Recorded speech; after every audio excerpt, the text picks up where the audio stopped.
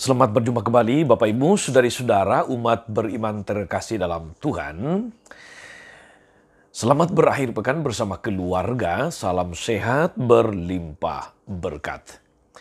Hari ini, hari Sabtu tanggal 14 Mei 2022, gereja merayakan seorang kudus. Dia adalah Santo Matias Rasul. Saudari-saudara, kita tahu Matias adalah pengganti Yudas Iskariot. Sebelumnya dia adalah seorang pengikut Kristus sejak Kristus tampil di depan orang banyak. Santo Petrus meminta kepada ke-120 murid untuk bersekutu dalam doa supaya bisa memilih seorang rasul menggantikan Yudas. Hal ini amat penting karena calon yang terpilih nantinya akan menduduki jabatan uskup sama seperti para rasul yang lain. Santo Petrus mengatakan bahwa calon haruslah orang yang senantiasa bersama-sama Yesus sejak dari pembaptisannya di Sungai Yordan hingga kebangkitannya. Dalam Kisah Para Rasul, saudari-saudara, dikisahkan bahwa para murid mengusulkan dua nama, yang satu Matias dan yang satu lagi Yusuf yang juga disebut Yustus. Keduanya, baik Matias maupun Yustus, amat dihormati oleh para pengikut Kristus. Jadi sekarang mereka memiliki dua calon pengganti Yudas. Padahal mereka hanya membutuhkan satu orang saja. Lalu apa yang mereka lakukan, saudari-saudara? Sebetulnya sangat sederhana. Mereka berdoa, lalu kemudian membuang undi, dan Matias yang terpilih. Santo Matias, saudari-saudara, adalah seorang rasul yang amat baik. Ia mewartakan kabar gembira di wilayah Yudea. Kemudian dia melanjutkan perjalanannya ke Kapadokia, sekarang berada di wilayah Turki. Banyak orang mendengarkan Santo Matias, mereka percaya akan pesan yang disampaikannya, pesan yang mengagumkan. Para musuh Kristus amat geram melihat orang banyak mendengarkan Santo Matias. Mereka berusaha menghentikan dia. Dan akhirnya memang, saudari-saudara, Santo Matias wafat sebagai seorang martir. Secara Magus Cesar mengajak saudari-saudara hari ini merenungkan Injil Yohanes bab 15 ayat 9 sampai 17. Dalam nama Bapa dan Putra dan Roh Kudus. Amin. Seperti Bapa telah mengasihi aku, demikianlah juga aku telah mengasihi kamu. Tinggallah dalam kasihku itu. Jikalau kamu menuruti perintahku, kamu akan tinggal dalam kasihku, seperti aku menuruti perintah Bapakku dan tinggal dalam kasihnya. Semuanya itu kukatakan kepadamu supaya sukacitaku ada dalam kamu dan sukacitamu menjadi penuh. Inilah perintahku, yaitu supaya kamu saling mengasihi seperti aku telah mengasihi kamu. Tidak ada kasih yang jauh lebih besar daripada kasih seorang yang memberikan nyawanya untuk sahabat-sahabatnya. Kamu adalah sahabatku, jikalau kamu berbuat apa yang kuperintahkan kepadamu. Aku tidak menyebut kamu lagi hamba, sebab hamba tidak tahu apa yang diperbuat oleh tuannya. Tapi aku menyebut kamu sahabat, karena aku tahu aku telah memberitahukan kepada kamu segala sesuatu yang telah kudengar dari Bapakku. Bukan kamu yang memilih aku, tapi akulah yang memilih kamu. Dan aku telah menetapkan kamu supaya kamu pergi dan menghasilkan buah, dan buahmu itu tetap. Supaya apa yang kamu minta kepada Bapa dalam namaku diberikannya kepadamu.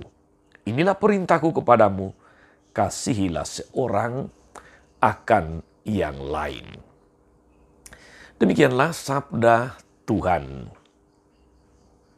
Bapak, Ibu, saudari-saudara, umat beriman terkasih dalam Tuhan. Panggilan untuk saling mengasihi, untuk hidup dalam kasih satu sama yang lain, merupakan panggilan dasar setiap orang Kristiani. Panggilan dasar dari setiap pengikut Kristus. Dan kita perlu ingat saudari-saudara bahwa mengasihi di sini bukan sekedar romantisme belaka, bukan sekedar itu. Mengasihi mengandaikan adanya kesadaran akan nilai pengorbanan. Yesus mengatakan tidak ada kasih yang lebih besar daripada kasih seorang yang memberikan nyawa untuk sahabat-sahabatnya. Dalam kutipan perikop Injil Yohanes tadi. Mengasihi tanpa dorongan untuk mau berkorban, untuk rela berkorban, saudari-saudara. Sesungguhnya itu hanyalah sebuah kamuflase. Saudari-saudara, umat beriman yang diberkati oleh Tuhan, jika mengasihi, hidup dalam kasih satu sama yang lain merupakan panggilan dasar dari setiap orang beriman Kristiani, tiap pengikut Kristus. Lalu apa saja yang perlu dipahami? Saya mengajak kita merenungkan 3 poin ini, saudari-saudara. Yang pertama, kita harus menyadari bahwa mengasihi itu adalah sebuah pilihan hidup sebagai tanda iman. Mengasihi adalah sebuah pilihan hidup sebagai tanda iman. Artinya, saudari-saudara, ukuran kualitas iman dapat dilihat dari apakah kita mampu mengasihi atau tidak. Apakah kita mampu mengasihi secara konsisten atau tidak. Sebab mengasihi memang bukan persoalan terhadap siapa kita berbuat kasih. Bukan pertama-tama itu. Melainkan persoalan hubungan kita dengan Allah yang telah lebih dahulu mengasihi kita. Jadi sekalipun yang kita dapatkan saudara-saudari adalah tanggapan negatif, pertentangan, penolakan barangkali. Tapi itu mestinya bukan menjadi soal. Dia tidak boleh menjadi soal atau menjadi halangan bagi kita untuk berbuat kasih, untuk berbuat baik, untuk tetap mengasihi. Ini poin yang pertama, saudari-saudara. Poin yang kedua, kita harus menyadari pula, saudari-saudara, bahwa terluka, sekali lagi terluka, itu adalah bagian yang tidak terpisahkan dari perjuangan untuk mengasihi. Mengasihi sampai terluka. Karena itu orang yang masih sibuk untuk, katakanlah, memperjuangkan kepentingan sendiri, memperjuangkan kehendaknya sendiri, katakanlah egoisme, yang masih memperjuangkan kepentingan dan kenyamanan dirinya sendiri, akan sangat sulit untuk sampai pada titik mengasihi. Sulit. Yang terakhir, poin yang ketiga, saudari-saudara.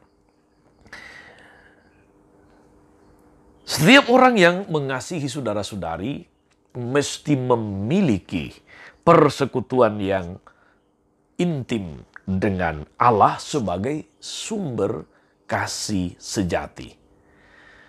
Yohanes mengatakan Allah adalah kasih. God is love. Maka setiap orang yang mengasihi, dia harus memiliki hubungan yang intim, persekutuan yang intim, erat dengan Allah sebagai sumber kasih. Tidak ada orang yang mampu mengasihi secara sempurna jika dia tidak memiliki hubungan yang baik dengan Allah sendiri. Tidak ada.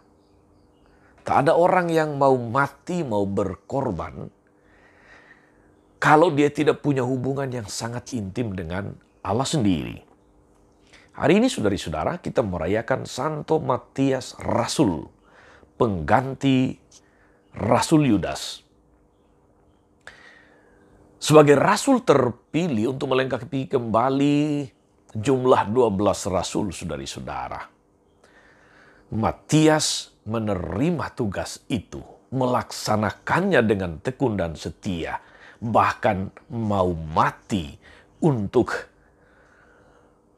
pewartaan kabar baik yang konsekuensinya memang salah satunya adalah ditolak, dibenci, dan karena itu bisa sampai kepada taraf tertinggi, disingkirkan dengan cara dibunuh.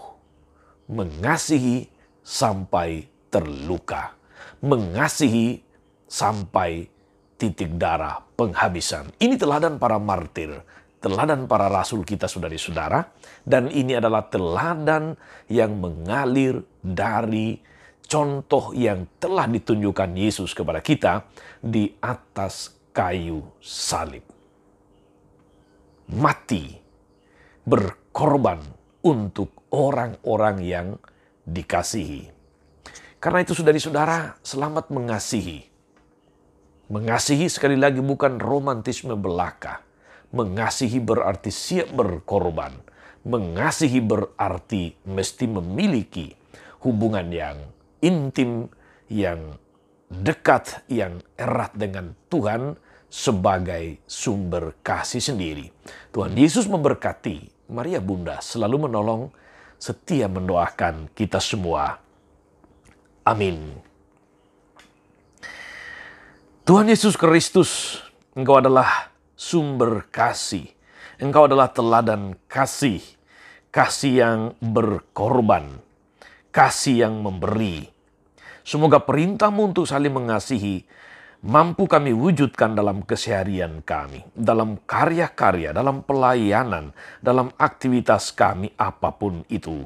Kuatkan kami selalu agar tidak mudah terjebak dalam egoisme belaka. Engkaulah Tuhan dan pengantara kami sepanjang segala masa. Amin. Saudari-saudara sekalian, berkat Allah turun atas saudari-saudara. Atas mereka yang kita doakan atau kita janjikan doa, mereka yang sakit dan menderita, mereka yang merayakan peristiwa-peristiwa istimewa dalam hidup, ulang tahun kelahiran, khususnya untuk Ibu Sofia Evalin. Segala rencana karya dan pelayanan kita sepanjang hari ini, Bapa dan Putra dan Roh Kudus. Amin. Tetap sehat, tetap semangat. Jangan lupa like, subscribe, nyalakan lonceng notifikasinya. Salam 52, Tuhan memberkati.